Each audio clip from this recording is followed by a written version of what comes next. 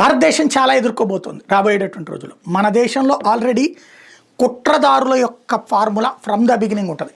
భారత చరిత్రను వక్రీకరించి భారత ప్రజల్లో ఆత్మన్యూనత పెంచి చైనా పట్ల అపారమైనటువంటి ప్రేమని, రష్యా పట్ల అపారమైన అభిమానాన్ని పెంచేలాగా మన పాఠ్య పుస్తకాల నుంచి, నవల్స్ దగ్గర నుంచి సాహిత్యం మొత్తాన్ని భ్రష్టు పట్టించినటువంటిది వామపక్ష భావజాలికులు.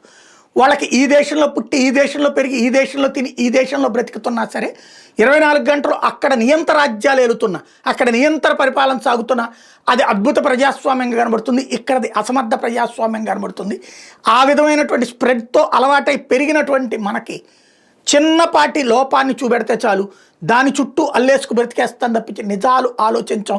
ఎంతసేపటికి మన జాతి మీద మనకి వైషమ్యం, మన దేశం మీద మనకి వ్యతిరేకత అన్నటువంటిది పెంచి పోషించడంలో సక్సెస్ అయ్యారు వీళ్ళు. ఇప్పుడు రాబోయే రోజుల్లో అమెరికా చాలా ఇబ్బందులు పెడుతుంది, రకరకాల ఆంక్షలు పెడుతుంది, దానివల్ల ఇంపాక్ట్ ఫేస్ చేస్తాం. యూరోపియన్ యూనియన్ ఇబ్బంది పెడుతుంది, దానివల్ల కొన్ని సమస్యలు ఫేస్ చేస్తాం. ఇట్లాంటి సందర్భంలో ఎదురయ్యే సహజ సిద్ధమైనటువంటి సంక్షోభం ఏదైతే ఉంటుందో దాన్ని ఎక్స్ప్లాయిట్ చేస్తుంది ఈ గ్రూప్.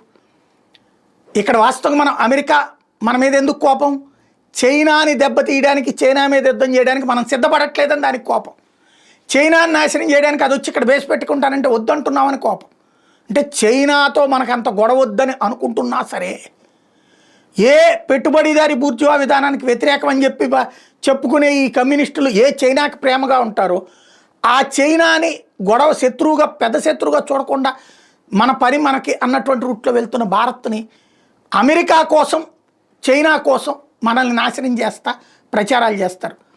పాజిటివ్ నెగిటివ్గా, నెగిటివ్ని పాజిటివ్గా చూపెడతారు. రాబోయే రోజుల్లో సిద్ధంగా ఉండాలి.